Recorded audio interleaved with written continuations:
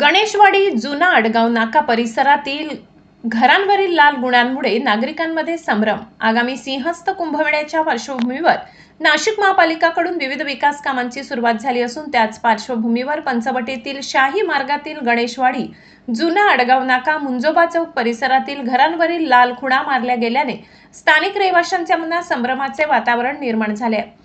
कारण शाही मार्ग असलेल्या गणेशवाडी जुना आडगाव नाका आणि मुंजोबा चौक या ऐतिहासिक आणि दाट वस्तीच्या भागात महानगरपालिकेने अनेक इमारतींवर लाल रंगाचे मार्किंग केले आहे। रस्ते रुंदीकरणासाठी ही पावले उचलली जात असल्याचे समजते, परंतु याकडे शेकडो कुटुंब विस्थापित होण्याची भीती निर्माण झाली आहे। प्रशासनाकडून पारदर्शकतेचा अभाव, मोजणीतील त्रुटी आणि मोबदल्याबाबत असलेली अस्पष्टता दिसून येते, अशी स्थानिक नागरिकांनी संतप्त प्रतिक्रिया उमटत आहे।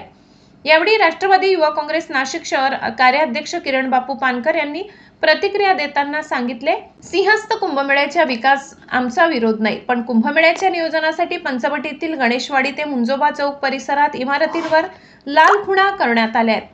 त्यामुळे शेकडो कुटुंबे आणि व्यावसायिक चिंतेत आहेत। प्रशासनाने रस्ते रुंदीकरणाचा नकाशा जाहीर करावा आणि बाधित होणाऱ्यांना योग्य मोबदल्याचे लेखी आश्वासन द्यावे। याबाबत लवकरच स्थानिक नागरिकांना घेऊन महापालिका, महापौर व आयुक्त यांना निवेदन देण्यात येणार आहे। खानदेश सुपरफास्ट न्यूज प्रतिनिधी विकास पाटील, पंचवटी, नाशिक।